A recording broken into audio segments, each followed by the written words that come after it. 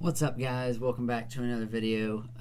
This is not the one I had planned for this Sunday. I was hoping to do the depression one, but hopefully I'll have that out in the next couple weeks. But for the meantime, I put a poll up on Instagram saying if you guys would like to see a whole book study on one of the books of the Bible, and I put Solomon or Malachi, or Song of Solomon or Malachi, and unanimously Song of Solomon won. Malachi didn't even get a single vote, so we're doing it. Pardon me, I just had to get a drink of water. And you'll see in the subtitle there, The Forgotten Book, as J. Vernon McGee says, that this book is forgotten and neglected a lot. That's not verbatim what he said, but I'll fix my things here. There we go. And, well, let's get into it. Disclaimers and overview, I guess. Disclaimers, this is going to be a longer video. It's going to be divided up in sections by chapter. And this book, in some places, can be rated R for realistic or mature, depending on which one you want to go for. But still, a good book to get into nonetheless. The title of it comes from, well, there's two titles of it. In older translation, it usually says Song of Songs, but newest translations like the ESV, which is one I'm going to be using for this video, says Song of Solomon. And the title comes from verse 1, as it says the Song of Songs, which is Solomon's. So you can go Song of Songs or Song of Solomon with that. And there are like a few different views on what this book actually is. Some of it take this as a compilation of love poems or wedding songs or something like that. But that really don't fit because there's a continuous flow of the book, as you'll see as we go throughout this book. And then others say that this is a showing of marriage. And then the second is that is in the Bible for a purpose to show marriage. And I think that's what it is, but not exactly an earthly marriage. But like the non-flirtatious part of it, I guess you could call it, is a really good showing of Christ with the church, even though it is in the Old Testament. It's pretty much a Christophany. And chapter 1, verse 1 is the introduction, as we just read. Chapter 1, verse 2 through chapter 3, verse 5 is their infatuation. Chapter 5, verse 2 through chapter 6, verse 3 is their temporary separation and reunion. 6:4 through 8:4 is delighting in one another. And then chapter 8, 5 through 14 is final affirmations. And the title of Song of Solomon could also, or Song of Songs in particular, could mean a few different things as well. Like it could be an anthology, which is a compilation, which is just a song made of other songs. Or it could mean it's a superlative piece, which is Song of Songs. Like it's the best song out there, Solomon's one-hit wonder. As we know from 1 Kings, he wrote over 1,000, but he only needed this one to keep his career up, I guess. So, personally, I'm more for it being a superlative, as in being the Song of Songs, like the best song of songs, because you see this happen a lot through Scripture with King of Kings, Lord of Lords, things of that sort. Notes ready here. Alright, so with that disclaimer, let's head into chapter 1. As we already read verse 1, we'll go down to verse 2. And also, this is not meant for like a normal study like I do. This is meant just to be able to turn on in the car and listen to, or something like that. Or heck, even if you wanted to, you can just follow along with us. Get a bottle of water here because I feel like this is going to take a minute. Alright, so verse 2. Let him kiss me with the kisses of his mouth, for your love is better than wine. Your anointing oils are fragrant, and your name is oil poured out. Therefore virgins love you. Okay, so one thing I want to hit on in verse 3 here is the word name. And usually when it's referring to that, it's not only referring to the title of that person was called at birth, like for instance Solomon. It refers to the person behind the name, like a rapport almost, I guess would be a better fitting here. Your name or rapport could be better fit there. Verse 4, draw me after you, let us run. The king has brought me into his chambers. We will exalt and rejoice in you. We will extol your love more than wine. Rightly do they love you. Rightly do they love you.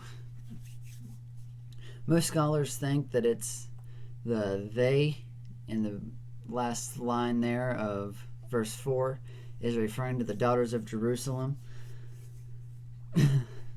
which are just referring to any other woman in Jerusalem that Solomon may be giving attraction to.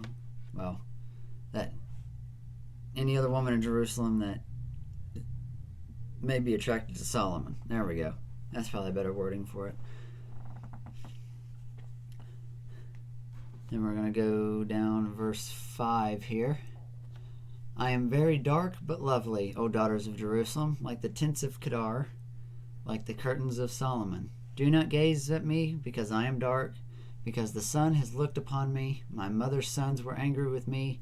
They made me a keeper of the vineyards, but my own vineyard I have not kept. Alright, so this is our first traditional divergence, I guess you could call it, in tradition from now to back then. And you also see that with wedding arrangements that we'll be talking about here later. But she says, I am very dark but lovely, O daughters of Jerusalem, like the tents of Kedar, which pretty means she has a tan. Back then it was not, as you can see in the top line of verse 6, do not gaze at me because I am dark. It was kind of looked down upon to have a tan back then, because that meant you were working a what you now call blue collar job. You'd be kind of like, it was meant for slaves pretty much, is what that work was made to do, like tending fields, stuff like that for their masters. And it seems that the Americans have blown that out of proportion by a little bit. Sorry about that. The notification on my TV back here. And then the tents of Kedar, those are tents that were used by nomads, and they were made out of goat skin, so they were black. They were usually black, and if you ever go to Israel, you can probably see some still in use today by nomads. My mother's sons were angry with me. They made me a keeper of the vineyards, but my own vineyard I have not kept. If you know any Disney at all, or if you have a 5 to 10-year-old daughter, maybe, you probably, or niece, cousin, whatever, this probably sets off your, that kind of sounds like Cinderella. And honestly, it kind of fits. I did some research into that. They didn't use Song of Solomon in the creation of that, as far as we dug into it. But her term here, my mother's sons, could possibly mean that it was her stepbrothers or half-brothers that had her work out in the fields.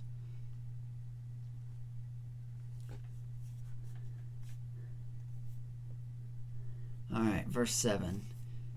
Tell me, you whom my soul loves, where you pasture your flock, where you make it lie down at noon. For why should I be like the one who veils herself beside the flocks of your companions?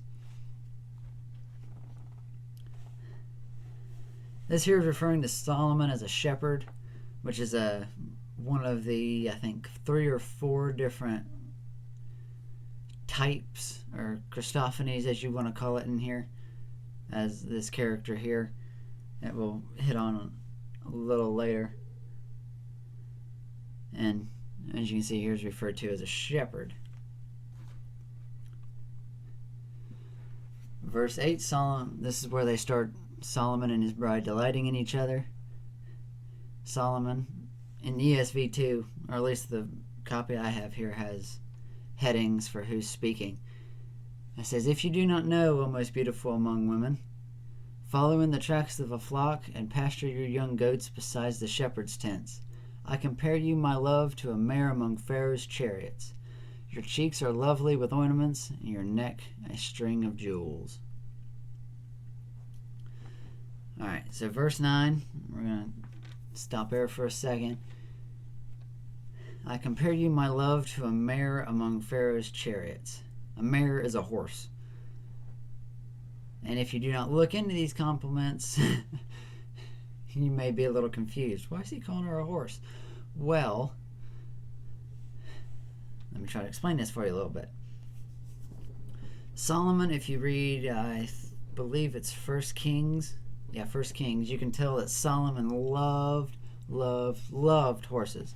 He had thousands of them all throughout Israel and Jerusalem, things like that. And Pharaoh's chariots were very prestigious at the time. Egypt was very well off in that department, I guess you could say. And he was pretty much saying, I've seen some beautiful horses in my life, but none of them match to you. He's not calling her a horse, just trying to say she's beautiful. Verse 10, your cheeks are lovely with ornaments, your neck is a string of jewels. Pretty much she could have earrings and necklaces on, necklie. What's the plural for necklace? I have no idea. I need to fix the microphone real quick. Verse 11, we will make for you ornaments of gold studded with silver. And usually when it says others, that's kind of, I guess you could relate that to a chorus almost. And they're just doing a support verse for the ending verse. There, your cheeks are lovely with ornaments, your neck is with strings of jewels. And the you there is in Hebrew, it's a feminine you, not a masculine. So they're obviously referring to the woman here, whoever is supposed to be talking there. Verse 12 through 14, we'll go down here. While the king was on his couch, my nard gave forth its fragrance. My beloved is to me a sachet of myrrh that lies between my breasts. My beloved is to me a cluster of henna blossoms in the vineyards of En-Gedi. Alright, so just to break this down, what is nard? Well, nard is a wild fragrance harvested from a plant in that area. And then we'll go to verse 13. My beloved to me is a sachet of myrrh that lies between my breasts. And she's pointing out here that, well, not pointing out, but making an analogy of myrrh. And myrrh is also one of the three gifts that was brought to Jesus in Luke 2. And myrrh is a gum harvested from plants, also used as a perfume. She is saying he compliments her pretty much, makes her more appealing with him there. And my beloved is to me a cluster of henna blooms in the vineyard of En-Gedi. Henna blossoms produce a red pigment and also smell nice. The possible reason for them saying this is that she worked outside sweating. She probably used them as perfumes to entice Solomon.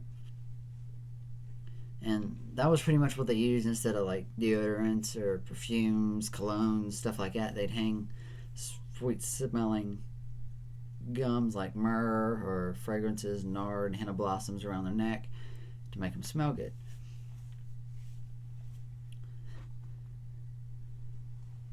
And then he in verse 15 and 16, behold, you are beautiful, my love. Behold, you are beautiful. Your eyes are doves.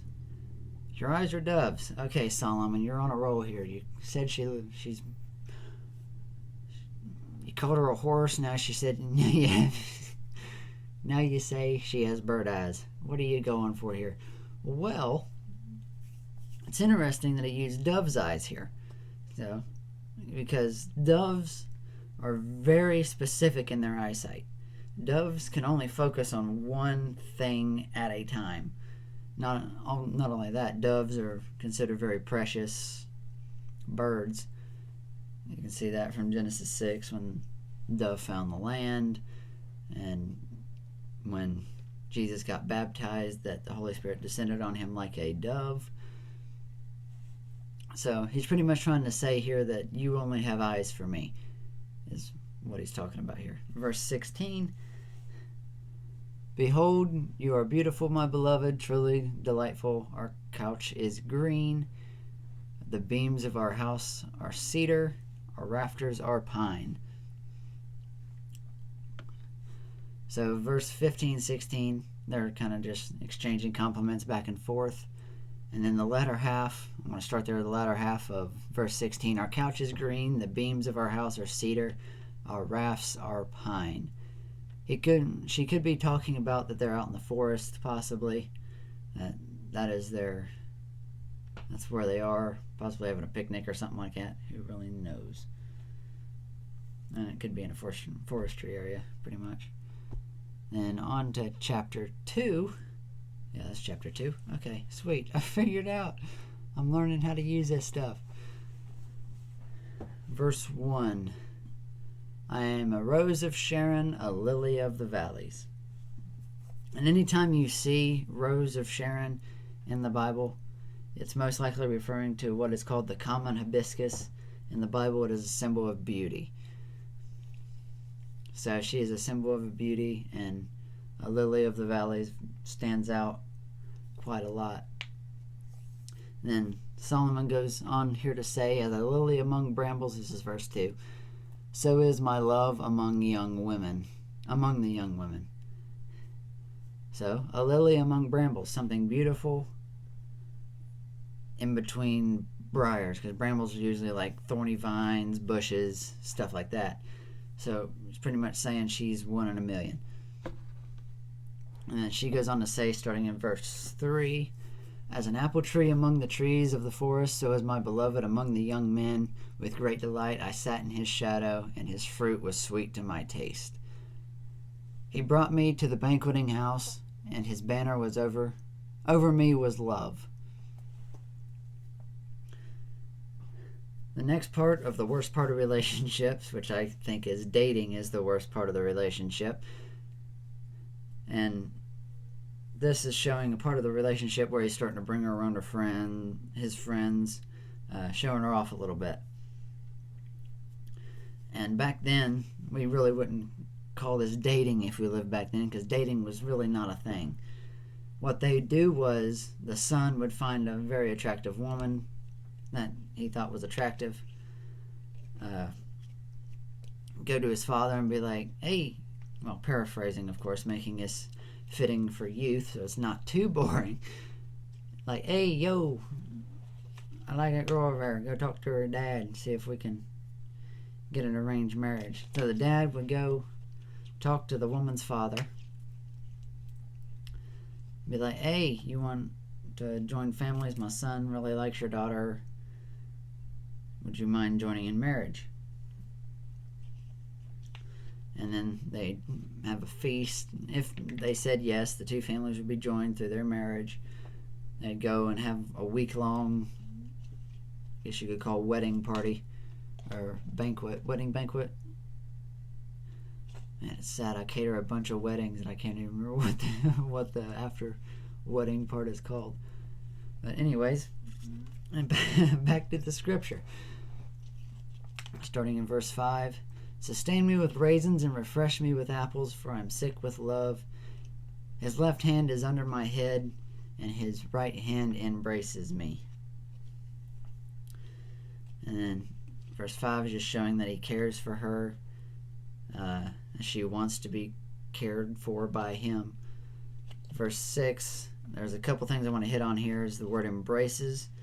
It's used in this book for like sexual intimacy, but here with the context it doesn't seem like sexual intimacy. It just shows non-sexual in nature, pretty much. So like hugs, stuff like that. Verse 7. I adjure you, O daughters of Jerusalem, by the gazelles or the does of the field, that you not stir up or awaken love until it pleases. This is probably some of the best advice in this entire book, is that you not stir up or awaken love until it pleases. Do not force anything.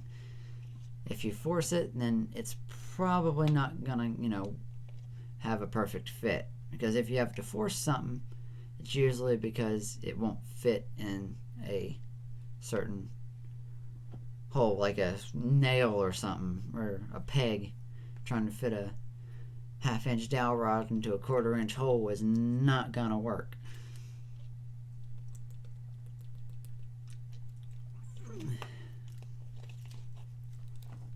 Wow, we're actually making pretty good time on this. And then daughters could also be referring to the women in Jerusalem, showing that the couple is already in a relationship. And then we'll go down here and start in verse 8. We're going to read this whole passage and then just try to hit it a little bit. The voice of my beloved, behold, he comes leaping over the mountains, bounding over the hills.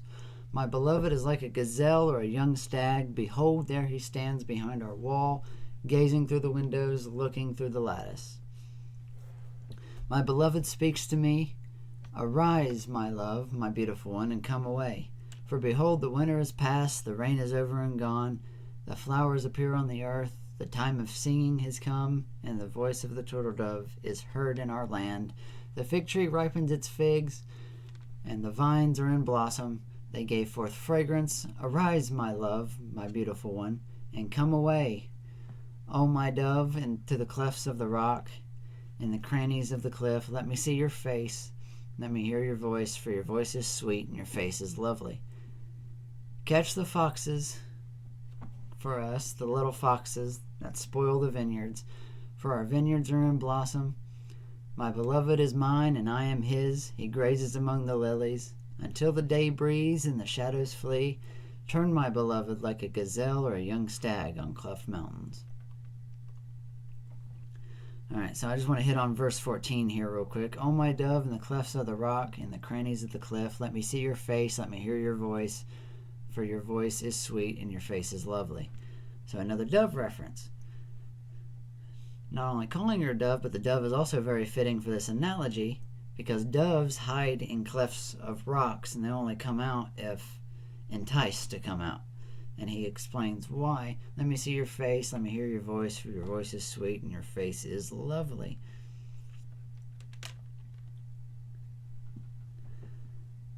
Alright, so now that's probably the quickest chapter we'll fly through here today. And then we'll go to verse 3, or chapter 3. Verses 1 through 5 are her dreams. On my bed at night I sought him whom my soul loves. I sought him but found him not. I will rise now and go about the city, in the streets and in the squares. I will seek him whom my soul loves. I sought him but found him not. The watchmen found me as they were about in the city. Have you seen him whom my soul loves? Scarcely I passed them, for I found whom my soul loves. I held him and would not let him go until I had brought him into my mother's house and into the chamber of her who conceived me. I adjure you, O daughters of Jerusalem, by the gazelles or the does of the field, that you do not stir up or awaken love until it pleases. Pretty much in verse 5 here, saying that she does not want them causing any trouble. And now on to the wedding. What is starting in verse 6 of chapter 3? What is that coming up from the wilderness, like the columns of smoke, perfumed with myrrh and frankincense? Two of the three things that Jesus was given at birth. With all the fragrant powers of a merchant, behold, it is the litter of Solomon. Around it are 60 mighty men, some mighty men of Israel. So he pretty much sent a protection detail, and oh wait, I missed a verse. All of them wearing swords,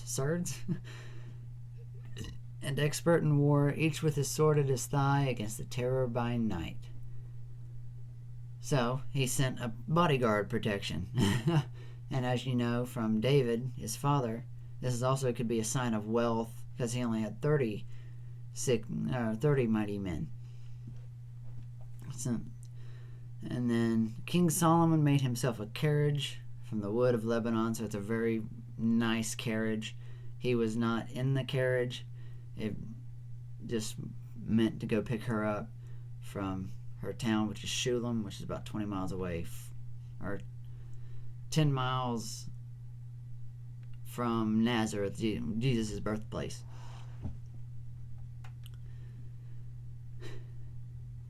And pretty much he sent a limo to go get her with a production detail, so he really liked this girl. He made its post of silver, its back of gold, its seat of purple, its interior was inlaid with love. Its seat of purple. Purple was a very hard dye to get a hold of back in those days. It was usually made from dye from the Murex shellfish, which was more rare than silver and gold, as well as expensive. And verse 11 goes on to the wedding day. Go out, all daughters of Zion. Look upon King Solomon with the crown with which his mother crowned him on the day of his wedding, on the day of gladness of his heart.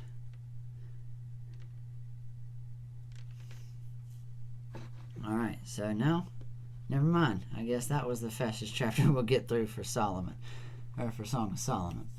And now I'm going to read the first passage, which is 1 through 5, and then I'm going to break down each one of those things to make it make a little more sense. A little more.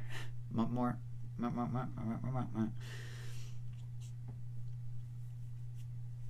right, starting in verse 1 of chapter 4. Behold, you are beautiful, my love. Behold, you are beautiful. Your eyes are doves behind your veil. Your hair is like a flock of goats leaping down the slopes of Gilead. Your teeth are like a flock of shorn ewes that have come up from the washing, all of which bear twins, and not one of them has lost its young. Your lips are like a scarlet thread, and your mouth is lovely. Your cheeks are like halves of a pomegranate behind your veil. Your neck is like the Tower of David built in rows of stone. On it hang 1,000 shields, all of them shields of warriors. Your two breasts are like two fawns, twins of a gazelle that graze among the lilies. Alright, that probably made no sense to us modern day. But we're going to go to the first one. It's halfway through chapter 1. Your eyes are doves. Pretty much she only has eyes for him, and her eyes are beautiful. Behind your veil, behind her hair. Your hair is like a flock of goats leaping down the slopes of Gilead. And he's not saying her hair is like goats. He's just saying it's very thick and black, as we went over in chapter 1 with the flock, with the goats of Gilead, or tents of Kedar, which were made from goat skins, leaping down the slopes of Gilead, so it really formed her head well. Verse 2, your teeth are like a flock of shorn ewes that have come up from the washing, all of which bear twins, not one among them has lost its young. Okay, so he's not saying she has hairy teeth. Let's just get that out of the way. And yes, I just wanted to say that to make it grossed out a little bit.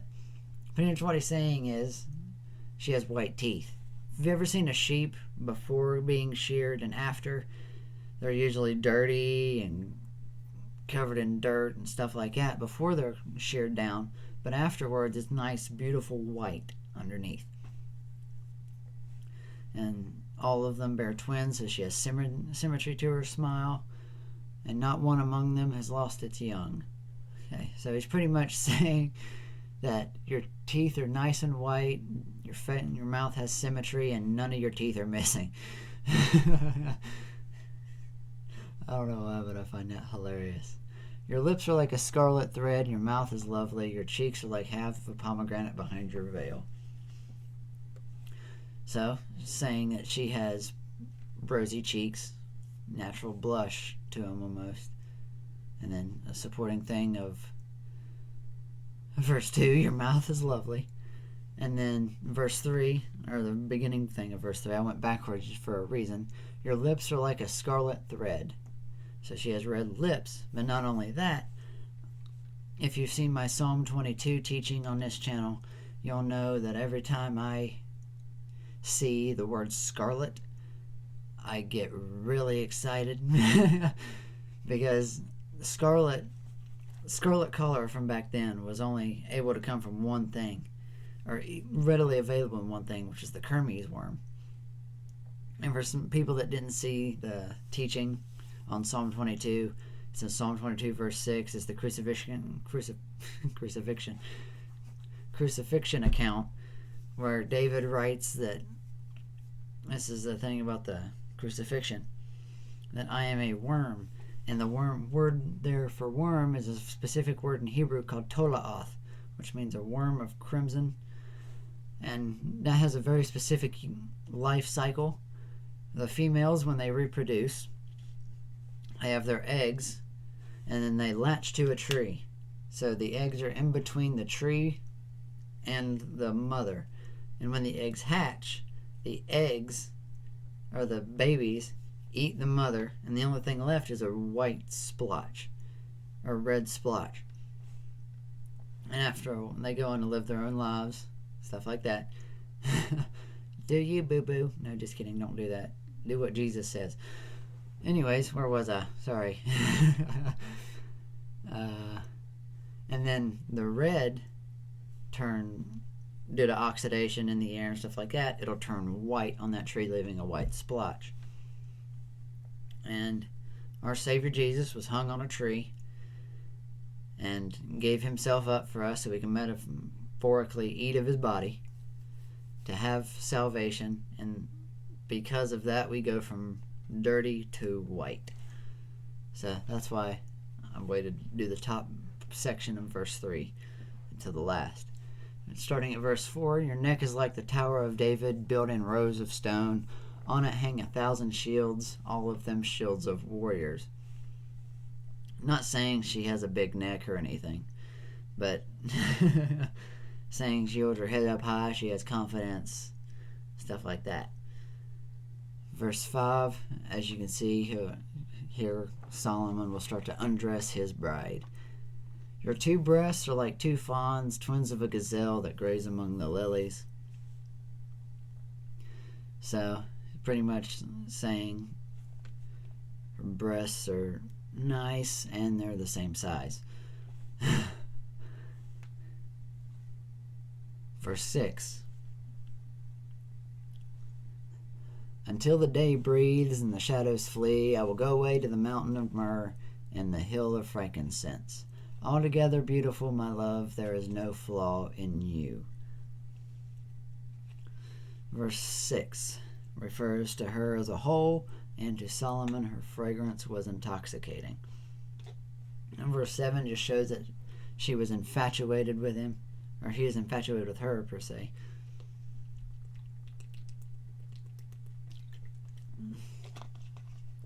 Goodness, needed a water break. And then verse 8 through 10. Come with me from Lebanon, my bride. Come with me from Lebanon. Depart from the peaks of Amana, from the peak of Senir and Hermon, from the dens of lions, from the mountains of leopards. You have captivated my heart, my sister, my bride. You have captivated my heart with one glance of your eyes, with one jewel from your necklace. Yeah, I'm going through verse 10. How beautiful is your love, my sister, my bride. How much better is your love than wine, and fragrance of your oils better than any spice. Solomon is still taking in how much he loves her, things like that. Verse 11 through 15. Your lips drip nectar, my bride. Honey and milk are under your tongue. The fragrance of your garments is like the fragrance of Lebanon. A garden locked is my sister, my bride. A spring locked, a fountain sealed. Your shoots are an orchard of pomegranates with all the choicest fruit, henna with nard and saffron, calamus and cinnamon, with all the trees of frankincense, myrrh and aloes. with all choice spices, a garden fountain, a well of living water, and flowing streams of Lebanon. All right, so there's a few things I'm wanting to hit on in this little passage, 11 through 15. First one is verse 12. A garden locked is my sister, my bride, a spring locked, a fountain sealed. Pretty much, she kept herself for marriage. She was praising her for that. And that's the safest bet to go, is to find someone that's keeping themselves for marriage. And then we're with verse 13, starting there. Your shoots are an orchard of pomegranates with all choice its fruits, henna with nard and saffron, calamus and cinnamon, with all the trees of frankincense, myrrh and aloes, with all choice spices, a garden fountain, a well of living water, and flowing streams from Lebanon. Okay, so 13 through 14, just saying that she smells nice, she's very appealing to him, things of that. He's very intrigued by her and intoxicated by her. Metaphorically, of course, you can't drink a woman.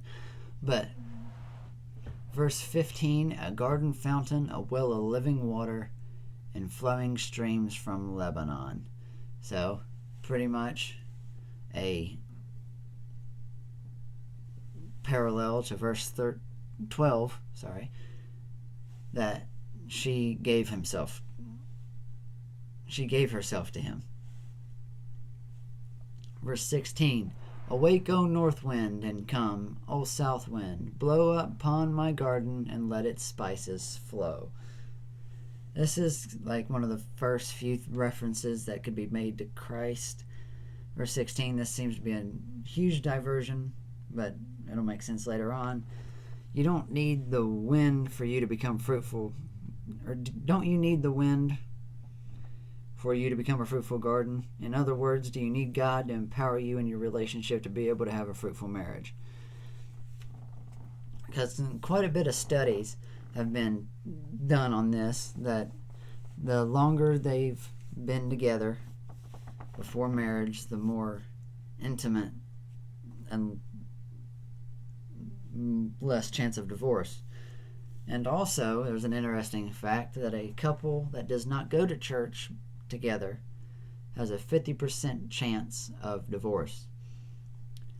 And with couples that do attend church together regularly, that drops down even more, or way more, to 15% chance of divorce.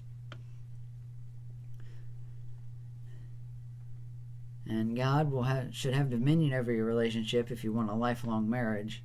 When the fruit comes, give that fruit to God. Alright, well, real quick, I'm wanting to point out another structural verse here. I'm going to use the NASB for that. And it is Ecclesiastes 4:12. And if one can overpower him who is alone, two can resist him. A cord of 3 strands is not quickly torn apart. That is in the NASB version, Ecclesiastes 4:12. So pretty much, any relationship cannot just have 2 people. It needs to have 3. Man, wife, and God in the center. And it should go God, man, wife. Because God should be the head of your relationship. Alright, now we're on to chapter 5, which starts the wedding party.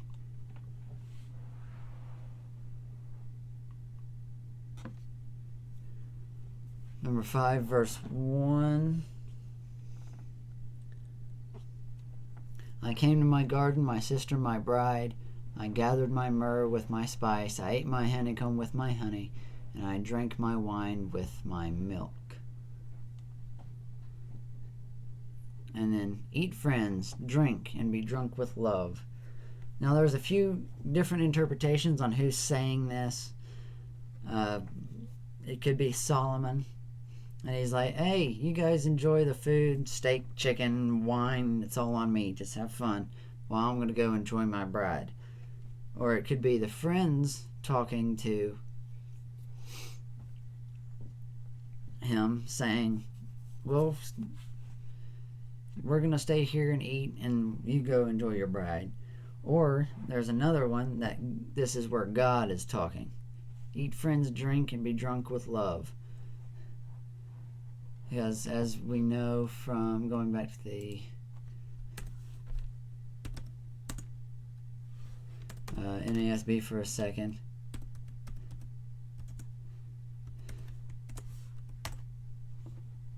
marriage is held in high honor among all, and the marriage bed is to be undefiled. For fornicators and adulterers God will judge. The marriage bed is undefiled, so go at it. Have a good time. This is one thing that most Christians really kind of struggle with, is that God did invent sex. He invented it for pleasure. He invented it for man and wife only.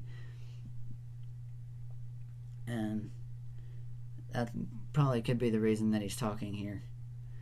But I just want to hit on this real quick. The marriage bed is undefiled. They usually like to stop that verse there. But for fornicators and adulterers, God will judge. So pretty much, you can do whatever you want as long as it is within the confines of marriage, not adulterous or lustful or fornicating in any way. Because believe it or not, you can still fornicate in marriage. Alright, now we're going to go to verse 2 of chapter 5.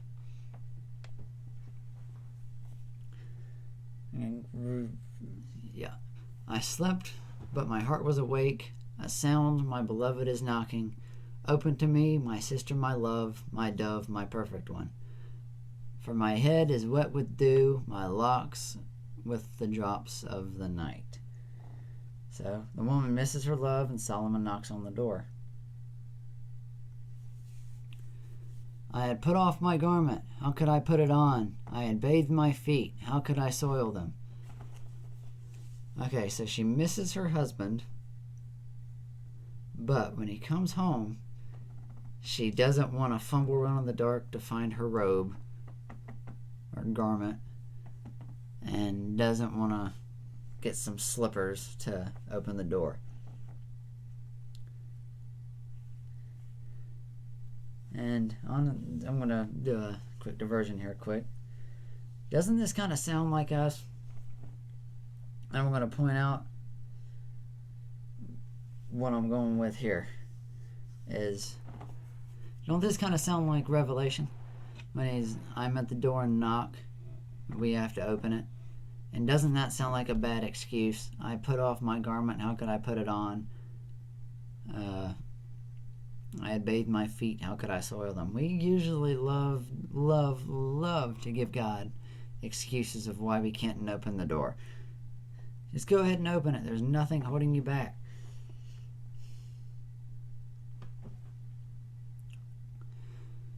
Alright, we're going to go back to verse 4 here. My beloved put his hand to the latch, and my heart was thrilled within me.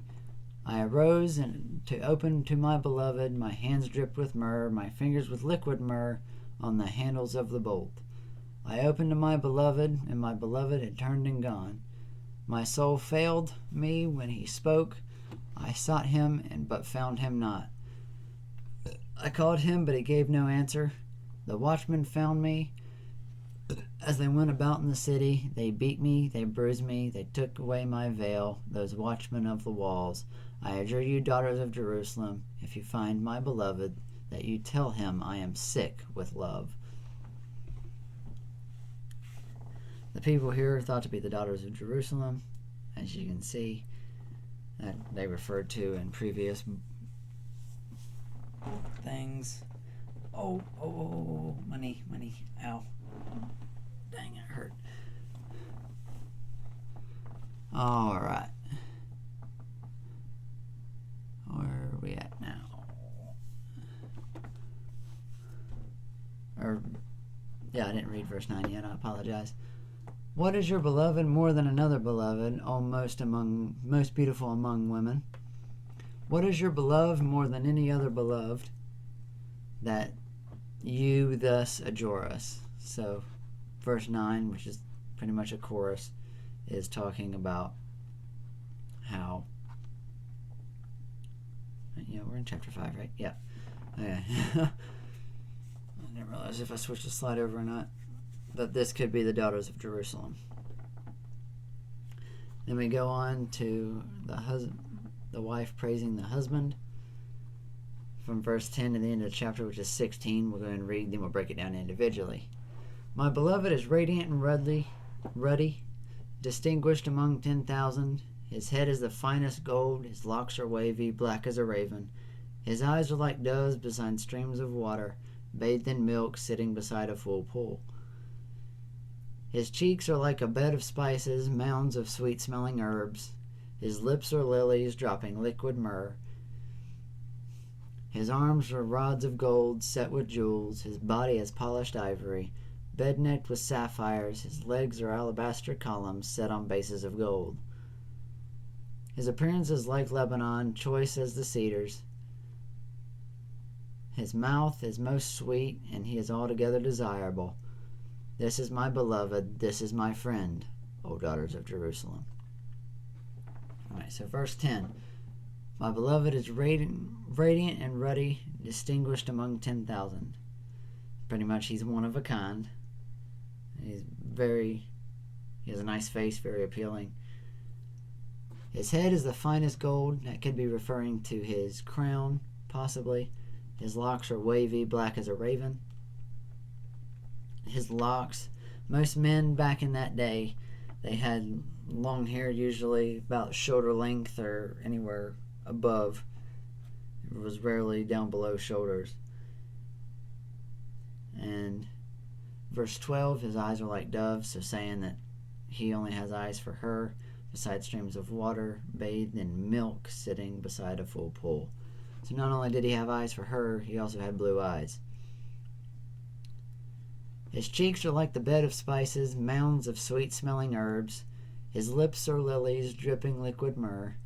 His arms are rods of gold, set with jewels. His body is polished ivory, bed-necked with sapphires.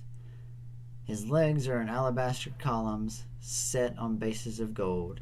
His appearance is like Lebanon, choice as the cedars. His mouth is most sweet, and he is altogether desirable. This is my beloved, and this is my friend, O daughters of Jerusalem. So he's pretty much bragging on her body, or she's bragging on his body and praising it and stuff like that. Now on to chapter 6. Wow, this honestly did not take as long as I thought it was going to be. Alright, starting in verse 1. Where has your beloved gone, O most beautiful among women? Where has your beloved turned, that we may seek him with you? My beloved has gone down to his garden, to the bed of spices, to graze in the gardens, and to gather lilies. I am beloved, and my beloved is mine. He grazes among the lilies. After this, they started admiring each other again. We'll see here, verses 4 through 7. You are beautiful as Tisra, my love, lovely as Jerusalem. Awesome as an army with banners. Turn away your eyes from me, for they overwhelm me. Your hair is like a flock of goats leaping down the slopes of Gilead. Your teeth are like a flock of shorn ewes that have come up from the washing, all of which bear twins. Not one among them has lost its young. Your cheeks are perfect. Wait. Man. I lost my place. Your cheeks are like halves of a pomegranate behind your veil, and virgins without number. Or behind your veil, and there are 60 queens and 80 concubines and virgins without number. My dove, my perfect one, is the only one of her mother, pure to her who bore her. The young women saw her and called her blessed. The queens and the concubines also praised her.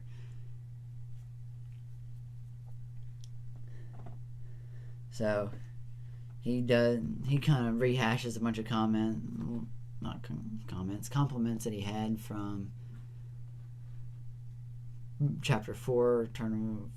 Your hair is like a flock of goats. Your teeth are like shorn ewes. Your cheeks are like halves of a pomegranate behind your veil. But there's a new one here. Verses 8 and 9. There are 60 queens and 80 concubines and virgins without number. My dove, my perfect one, is the only one of her mother, pure to her who bore her. The young women saw her and called her blessed. The queens and concubines also, they praised her. So, apparently she is a knockout. And verse 8 could be showing that Solomon had options. And verse 9 also shows the only one of her mother, that she was the only daughter. People listed in verse 8 praise her or her mother. I don't know, it really could kind of fit in any context. Verse 10. Who is this who looks down at the dawn, beautiful as the moon, bright as the sun, awesome as an army with banners? I went down to the nut orchard to look at the blossom of the valley. Alright, so verse 10 is just saying she is beautiful. The first thing he sees when he wakes up, last thing he sees at night. Oh, gushy, gushy, bushy, bushy. I'm just kidding. Verse 11 through 14. I went down to the nut orchard to look at the blossoms of the valley, to see whether the vines had budded, whether the pomegranates were in bloom. Before I was aware, my desire set me among the chariots of my kinsman, a prince. Okay, so this is going along with chapter 1, where Solomon appeared as a shepherd but returned as a prince, a king, royalty. Sounds a lot like Jesus, don't you think? Where he first came as a shepherd, the great shepherd, and in the book of Revelation he came as a warrior ready to eradicate sin and reign with people that have been cleansed from sin. His first coming was to eradicate sin. Eradicate the problem of sin. Sin still exists, but he made another problem if you accept him. Oh my goodness. Return, return, O Shulamite, return, return, that we may look upon you. Why should you look upon the Shulamite as upon a dance for two armies?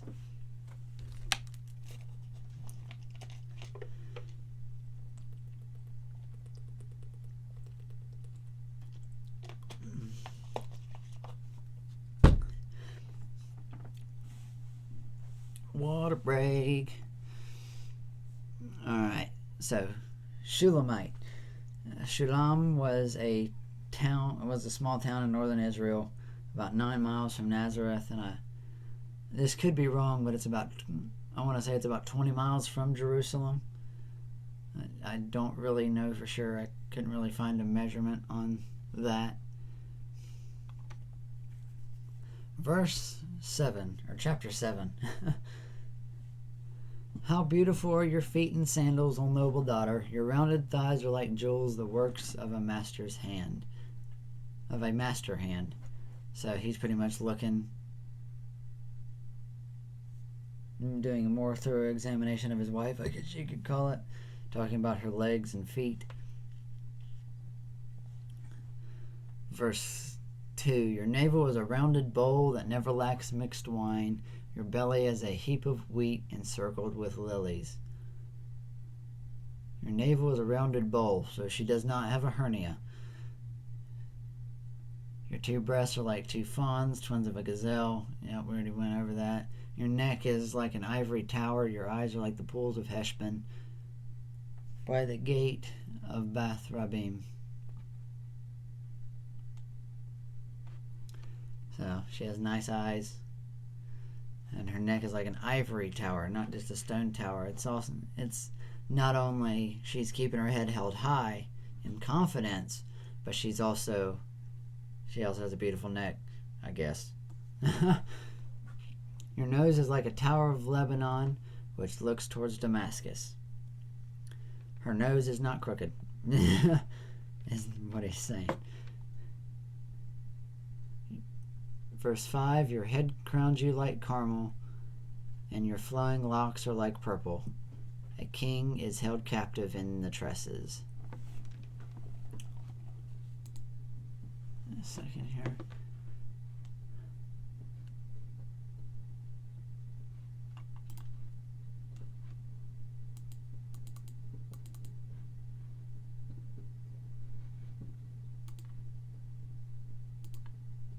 All right. Okay. So, it's not saying her hair was actually dyed purple. Purple was just an association with royalty because it was very expensive to get. It was a very, as we covered a few chapters ago, it was very expensive to get, hard to get. So her hair was perfect to him. How beautiful and pleasant you are, O loved one, with all your delights. Your stature is like a palm tree. Okay, this is our first warning. This is kind of rated R for realistic. Verse 7. Your stature is like a palm tree, and your breasts are like its clusters. I say, I will climb the palm tree and lay hold of its fruit. Oh, may your breasts be like clusters of the vine, and your scent of your breath like apples, and your mouth like the best wine. I'm not going to expand on that any further. It's pretty obvious. And then she says here, it goes down smoothly for my beloved, gliding over lips and teeth. I am my beloved's, and his desire is for me. She's kind of stating the obvious here. Bride gives her love. Come, my beloved, let us go out into the fields and lodge in the villages. Let us go out early to the vineyards and see whether the vines have budded, whether the grape blossoms have opened, and the pomegranates are in bloom. There I will give you my love. The mandrakes gave forth fragrance, and beside our doors are all choice fruits, new as well as old, which have laid up for you, my beloved. Pretty much he's just giving his love to her. Or she's giving her love to him. And now, wow, this definitely did not take as long as I thought it was going to. But on to chapter 8, the final chapter of this book. Verse 1. Oh, that you were like a brother to me, who nursed at my mother's breast. If I found you outside, I would kiss you, and none would despise me. I would lead you to bring you into my house of my mother. She who used to teach me, I would give you spiced wine to drink, the juice of my pomegranate. That just general longing. His left hand is under my head, and his right hand embraces me. Same thing from chapter 2, I want to say, 1 or 2.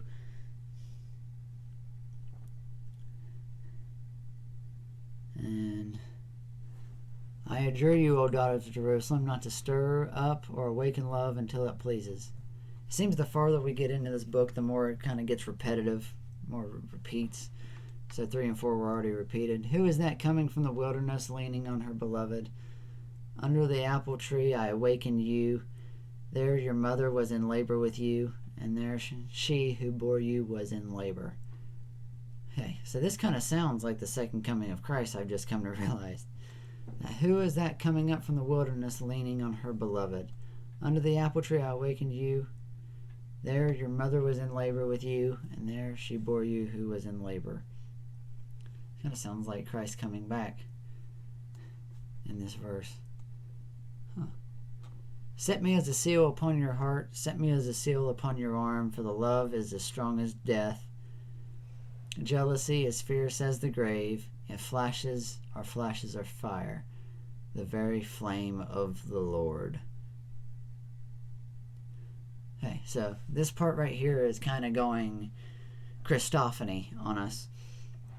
Set me as a seal upon your heart, set me as a seal upon your arm, for love is strong as death. So pretty much that kind of making a reference to the Holy Spirit if you want to go Christophany wise, but here it's just saying, seal me, I'm yours, I love you, stuff like that. And that's how we need to be with Christ as the bride of Christ. Yeah, flashes are flashes of fire, the very flame of the Lord. Sounds like the Holy Spirit. Remember in Acts 2 when the Holy Spirit descended, or not descended on them like a dove, that was Jesus. when it came in, they had tongues of fire. Many waters cannot quench love, neither can floods drown it. If a man offered for love and all the wealth of his house, he would be utterly despised.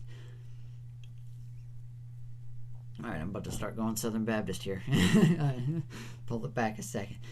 Anyways, many waters cannot quench love, neither can floods drown it. If a man offered with love all the wealth of his house, he would be utterly despised. So, pretty much giving it all to Christ, and that Christ cannot be stopped by anything to find you. If you think you're the low of the low, well, keep looking down. Or look up if you think you're the lowest of the low. And you'll see you're honestly not that hard to be reached from Christ's point of view. Alright, now we get into the final advice in verse 8. We have a little sister and she has no breasts. What shall we do for our sister on the day that she is spoken for? If she is a wall, we will build on her a battlement of silver. But if she is a door, we will enclose her with boards of cedar. So we're pretty much talking about how to get their little sister, ready for marriage. And it's referencing to her marriageability, I guess you could call it. And verse 10, I was a wall and my breasts were like towers. Alright, so she is speaking here. I was a wall and my breasts were like towers. Then I was in his eyes as the one who finds peace. So pretty much she's saying that Solomon found her attractive. Solomon had a vineyard at Baal-Hamon. He let out the vineyard 2 keepers. Each one was to bring for its fruit 1,000 pieces of silver. My vineyard, my very own, is before me. Oh, you, O Solomon, may have 1,000, and the keepers of the fruit 200. So, referencing to Solomon again. All you who dwell in the gardens with the companions listening for your voice, let me hear it. Make haste, my beloved, be like a gazelle or a young stag on the mountains of spices. Now, if this is not a good ending to something that could be possibly for like showing us the love Christ has for the church and we should have for Christ, then I don't know what is. Verse 13 and 14. Oh, I'm going to read it again. Oh, you who dwell in the garden with your companions, listening for your voice, listening for the voice of God, let me hear it. Make haste, my beloved, and be like a gazelle or a young stag on the mountains of spices. So this is a great summation for the New Testament Christians that we want the church's bridegroom, which is Christ, to come for that magnificent wedding reception. But he's not coming yet. We still got work to do. We still got vineyards to tend to because the harvest is plentiful, but the workers are few. So, just rounding that up, I hope you guys got something enjoyable out of this. This is definitely not as long as I thought it was going to be, which is awesome. So, I was expecting it to be like an hour and a half maybe, but it's not this time. So, hopefully I'll have this up tomorrow, which is Sunday, which will hopefully be when you're watching this. And then maybe the following Sunday could possibly be the teaching in our mental health series that we're starting. We're starting on depression, and we'll go to identity, anxiety, and then things of that sort. So hopefully you guys enjoyed and learned something well. Thank you for listening, and I hope you enjoy this free content that we're able to put out for you guys. I know it's not on a regular schedule. If you would like it on a regular schedule, I wish I could have it on one right now, but busy with work and getting some other stuff sorted away at my church. So, that said, I'll talk to you guys in the next video. Bye.